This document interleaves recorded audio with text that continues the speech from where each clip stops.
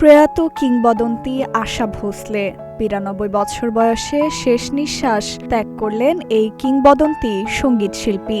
গতকাল অসুস্থ হলে হাসপাতালে ভর্তি করা হয় আশা ভোসলেকে।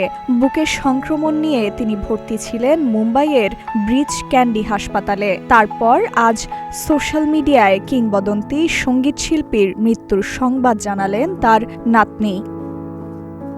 ছিলেন ভারতীয় সঙ্গীত জগতের এক উজ্জ্বল নক্ষত্র, যিনি ৮ দশকেরও বেশি সময় ধরে শ্রোতাদের মুগ্ধ করে রেখেছেন। ১৯৩৩ সালে মহারাষ্ট্রে জন্ম নেওয়া আশা ছিলেন কিংবদন্তি শিল্পী লতা মঙ্গেশকরের ছোট বোন এবং শাস্ত্রীয় সঙ্গীতজ্ঞ দীনানাথ মঙ্গেশকরের কন্যা। বাবার অকাল মৃত্যুতে ছোট বয়সেই সংসারের দায়িত্ব নিতে হয় তাকে এবং দিদির সঙ্গে সঙ্গীত জগতে প্রবেশ করেন। ১৯৪৮ সালে চুনারিয়া ছবির মাধ্যমে তার হিন্দি গানের যাত্রা শুরু হয়।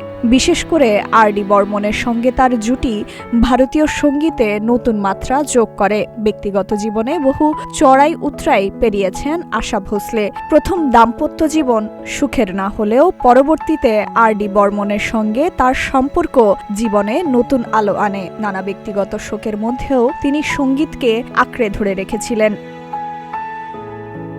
২০০৮ সালে তিনি পদ্মভূষণ সম্মানেও ভূষিত হন। গানের পাশাপাশি রান্নার প্রতিও তার বিশেষ আগ্রহ ছিল, যার ফলে আশাস নামে রেস্তোরাঁ চেইন গড়ে তোলেন। আজও তার কণ্ঠ ও অবদান নতুন প্রজন্মকে অনুপ্রাণিত করে।